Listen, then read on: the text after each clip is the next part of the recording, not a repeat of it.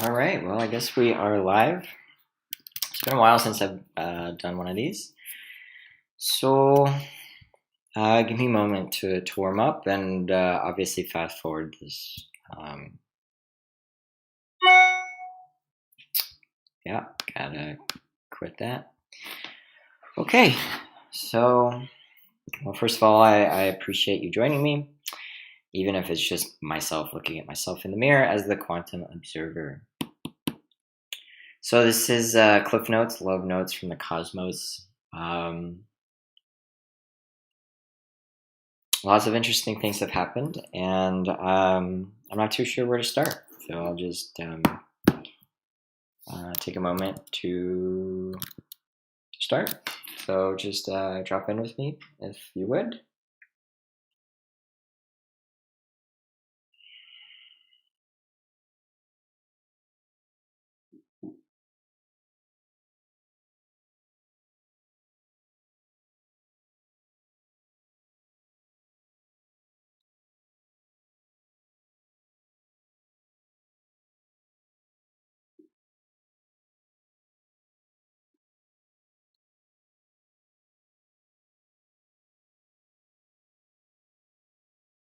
All right. So it wants to talk to me about, I want to talk about client engagement.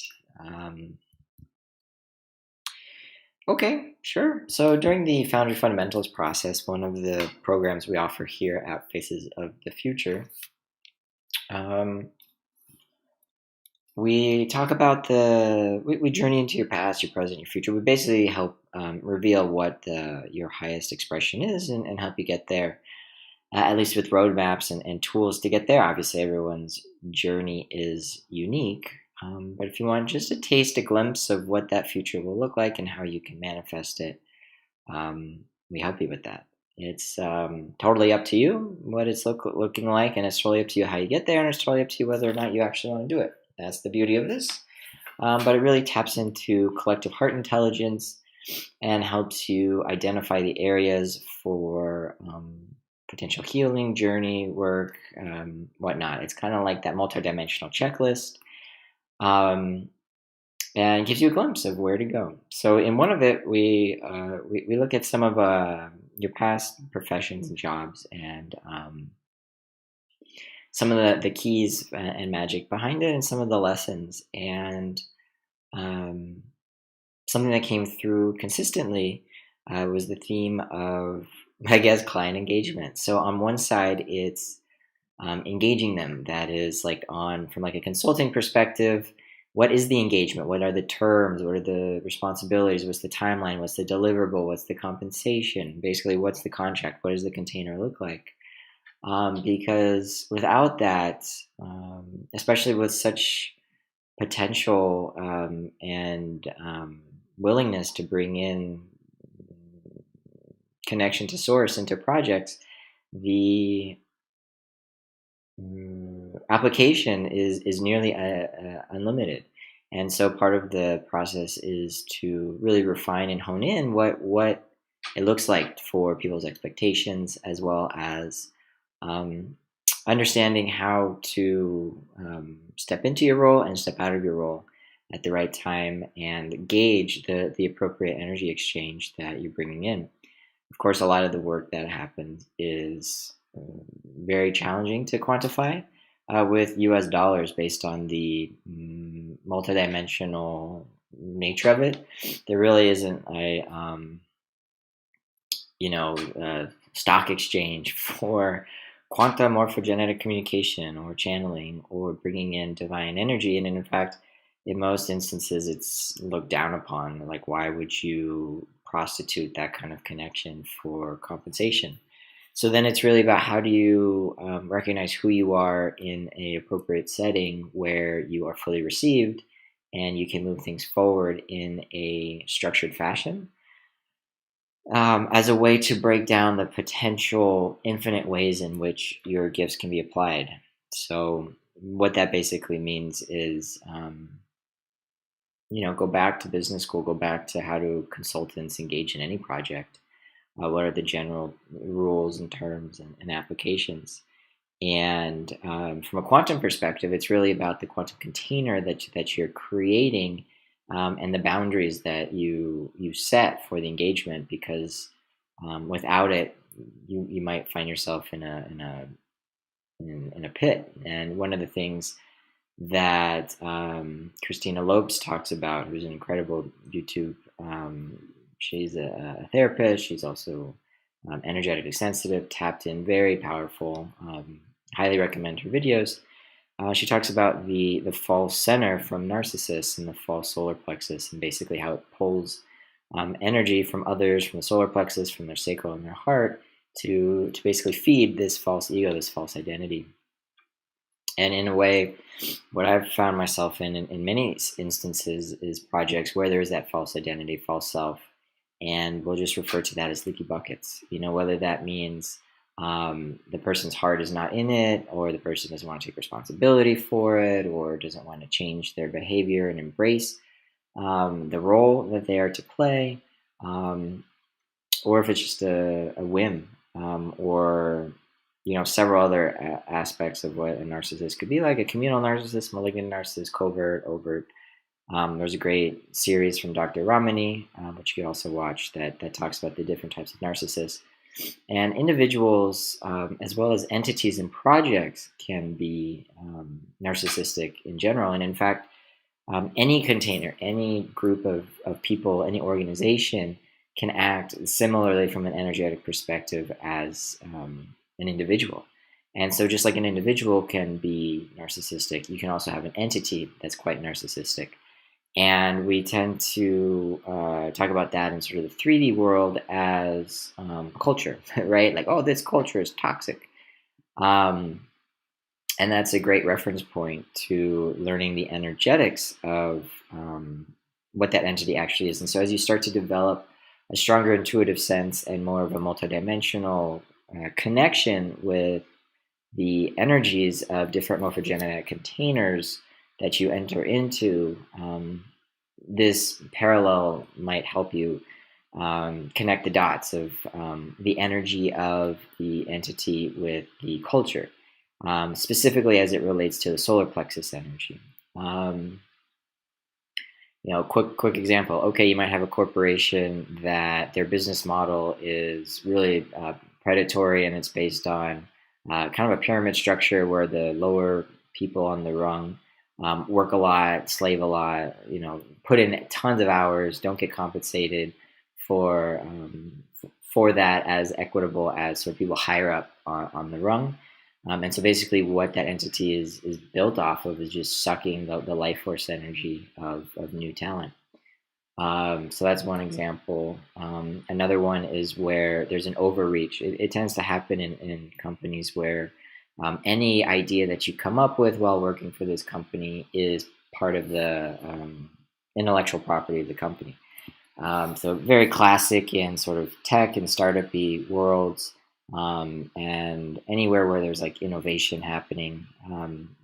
Big tech, from my understanding, and I'm not anywhere near an expert, kind of gotten better about this encroachment over the course of years, because they're like, hey, you know what, whatever, like, go pursue your thing. And if it's big and successful, we want to invest in it and buy it and bring you right back, and you just basically create value for the company in a different way. So bringing it back to where the original thought current deviated, it was really talking about the jobs and the roles and client engagement.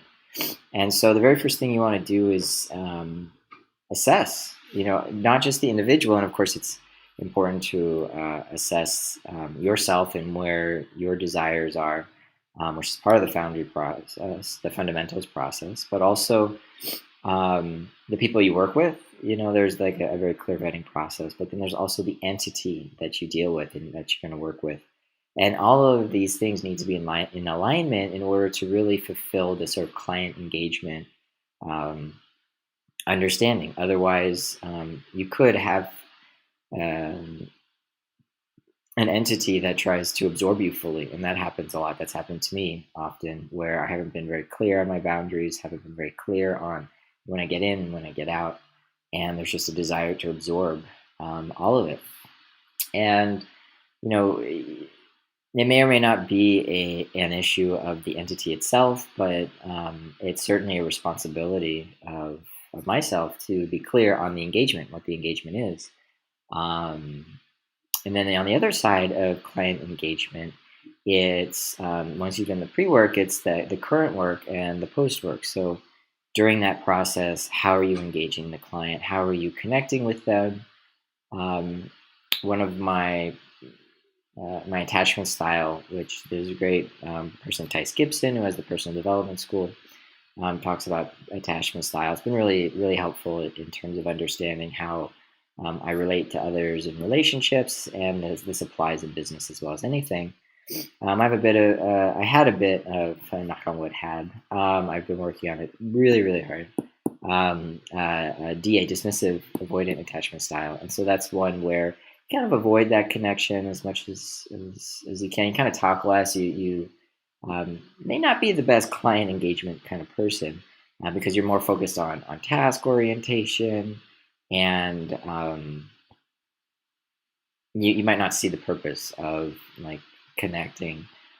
Say, hey, this is the job, this is the terms, let's do it. I did it. I did a great job. But it's also, not just what you say, but how you say it and how you make them feel, is really what's going to get that, besides 5-star rating, get them to engage with you in the future.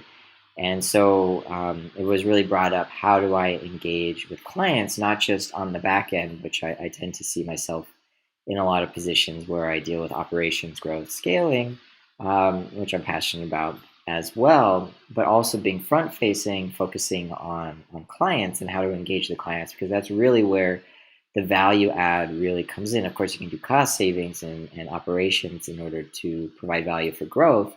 But especially at the beginning and as a consultant, how do you go out and get those clients? And that's really where the big bucks are, and the kind of make it or break it kind of personnel lives, is like the people who can bring in the clients and bring them back and make sure that the compensation is equitable. So during that process, I tend to take more of a narrow focus, or in the past, I've tended to take an objective focus, get the job done, and leave. And what I've been slowly learning, and as it's been tied to my dismissive avoidant attachment style, you can actually map it out for the other attachment styles as well, how you engage with clients. Fearful avoidant, like push pull, like give me space, no, I want you, give me space. Anxious, hey, am I doing a good job? Am I doing a good job? I need a good, a good review. And you can kind of see that in like those bigger companies that send you like a feedback form every time you call them, and then like send you a repeat email and another repeat email, and they just bug you to death. Like, dude, I just wanted to call your customer service for a 5-minute thing, and now you're like pissing me off. Like, where's the feedback form for the feedback form? Like, back off a bit. A little anxious.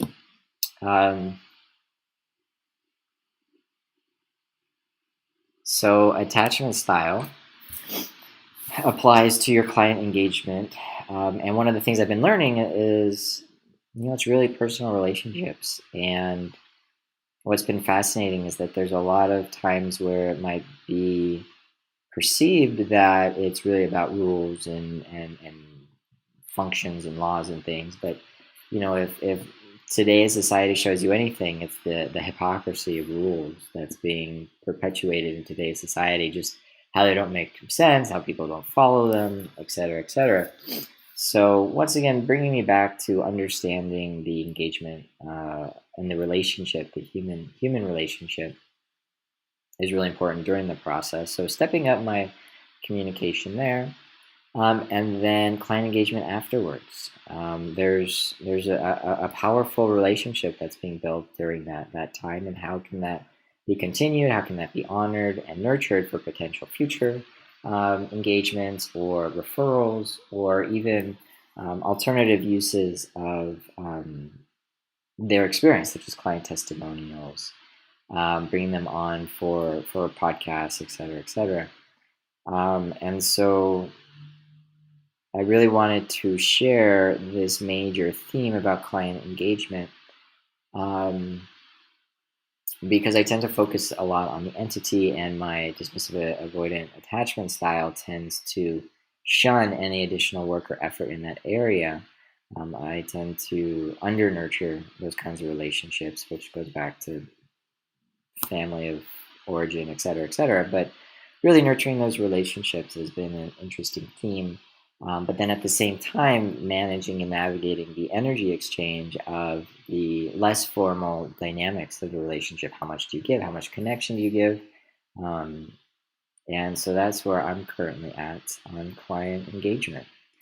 So I'm leaning kind of forward because it's dark and you can kind of barely see me. The lighting here is not the best, but I'll work on that for next time. So yeah, I appreciate you joining. I appreciate you watching for however long you watch. And there's some really powerful themes that came in through this: containers, codes, morphogenetic communication, narcissism, solar plexus sucking, energy exchange, client engagement, dismissive avoidant attachment style, family of origin, looking at your past jobs, and foundry fundamentals, of course.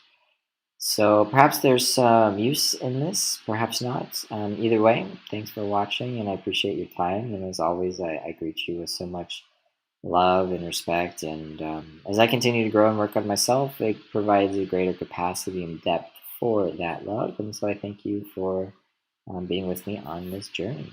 So until next time, thanks for watching. Bye.